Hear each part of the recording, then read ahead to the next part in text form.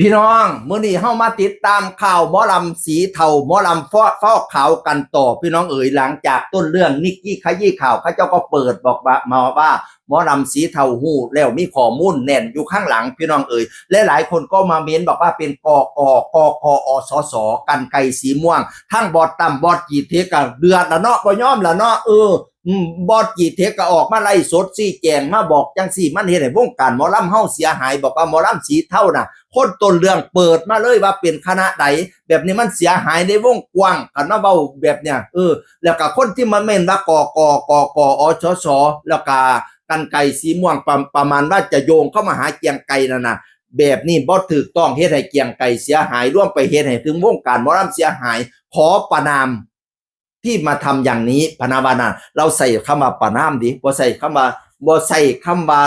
ฟ้องร้องที่พี่น้องเอ๋ยสำหรับบอสอย่างไก่แต่บอสตั้มนี่อุ้ยแล้วแง่เขาโดยแล้วก็แฮชแท็กไปหานิกกี้ขยี้ข้าวโตต้นเรื่องเลยบอกว่าเปิดกี่โมงค่าคนสวยแล้วเราก็โพสต์แล้วโพสต์อีกบอกให้เปิดถอนเปิดแล้วค่ะเปิดอาลาดสีคางทะลอกเปิดแล้วค่ะว่าฉันสีคางทะลอกเบิดแล้วพี่น้องเอ๋ยแล้วก็ที่ว่านิกกี้บอกว่าขอหยุดดิขอพักเรื่องการลบกับหมอลำสีเท่าก่อนเพราะว่าตอนนี้สิไปลบกับเขมรพะนะว่าขอพักข่าวประมาณว่าพักข่าวหมอลำสีเท่าไว้ก่อนสิไปเล่นข่าวกับสงครามเขมรตอนเนี้ยบอตั้มก็เลยบอกว่าได้อีมาลีใบมากสุดท้ายไปรีไพ่กับอีมาลีโอ้ยกลับมาคุณพี่กลับมาเปิดก่อนประมาณว่ากลับไปกลับมาก่อนยาสุนีไปได้เจ้ากลับมาอยู่โลกนี่ก่อนกลับมาอยู่โลกสีเท่าของเราก่อนคนสวยเขารออยู่นะแฮชแท็กไปหานิกกี้ขยี้ข่าวเลยพี่น้องเอ๋ยถ้าจนเป็นใครว่าเปิดจักเทียว่ารู้ตัวแน่บ่ถ้าให้เขาเปิดเขาก็บ่เปิดจักเทียบอดต่ำแล้ววาน่ะพี่น้องเอ๋ยบัดนี้เพจดังๆก็ออกมาตีข่าวดิอิ่มข่าวกระแสแล้วก็บอกมาว่าคนที่เอ่ยว่าหมอลำสีม่วงฟอกเงินนี่ถ้าไม่ใช่ความจริงจะรับผิดชอบเขายังไงสังคมรอต้นโพสต์รู้สึกว่าจะมี2เพจออกมาเปิดเผยข้อมูลเรื่องนี้เรื่องใหญ่นะและสื่อใหญ่กำลังรออยู่นะสื่อใหญ่กำลังรออยู่ดิว่าเขาฟอกเงินว่าเป็นหมอลำสีเทาเนี่ยมันเป็นข่าวใหญ่ข่าวดังเลยนะ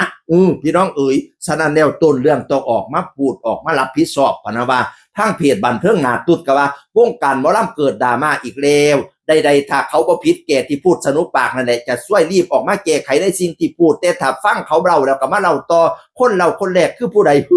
ตามข่าวต่อไปค่ะ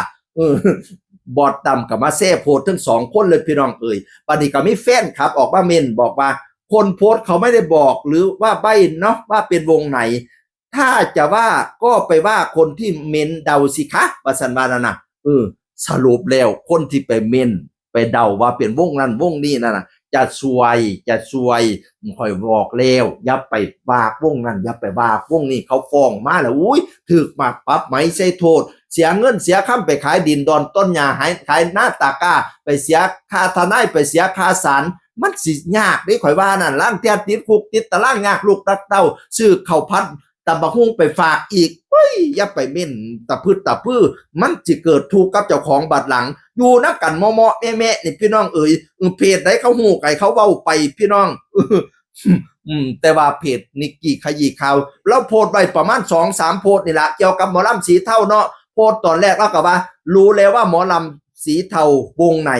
กะจะฟอกข่าวและฟอกเงินเหรอพลาดแล้วล่ะว่าซั่นว่าโพสต์แรกโพสต์ต้นเรื่องต่อมาแล้วก็โพสต์ว่าขอนแก่นมีทุกรูปแบบเจ้าของสโมสรฟุตบอลแห่งหนึ่งก็เป็นเจ้าของเว็บเอาสโมสรไว้ฟอกเงินและมีผับมีร้านอาหารและอื่นๆคนขอนแก่นรู้ดีจะมีวงหมอลำเป็นเจ้าของเว็บทำไมจะไม่ได้อยากถามคุณตำรวจเช่นกันว่าไม่รู้จริงๆเหรออาจารย์ว่า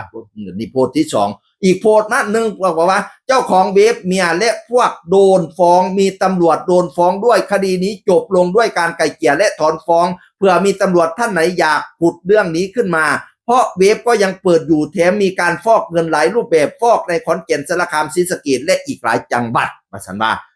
แล้วก็โพสต์สุดท้ายที่คอยเห็นเด้อตอนนี้กำลังลบกับเขมรยังไม่ว่างลบกับหมอลำสีเทาค้าคนสะอาดเขาไม่ดิ้นหรอกคนดิ้นคือคนที่ไม่สะอาดมาสันว่านะตอนนี้ลบกับเขมรอยู่บ่ได้มีโอกาสแต่ว่ากับเรื่องหมอลำสีเทาเตีย ทางบอดตามผักจิกแล้วจิกอีกออกมาเปิดออกมาเว้าเปิดเดี๋ยวนี้พูดเดี๋ยวนี้ เราบ่วางเว้าเที่ยเราไปเว้าข่าวเขมรอยู่แต่ความจริงข้อยก็บ่เห็นแต่เราเว้าข่าวเขมรนี่เราเว้าต้องข่าวหลายข่าวนัดป่งใส่สยนายกะเว้าไปให้หาพิญญาเว้าไปหาอีโอบเว้าไปหากันอะไรก็บ่รู้บ่เห็นเว้าหลายเรื่องอยู่พี่น้องเอ้ยแต่เรื่องหมอลำสีเทาไม่พูดต่อหลายเพจหลายคนก็เลยมากระตุ้นบอกเบ้าแม่เจ้าเปิดเดี๋ยวจะมาเบ้า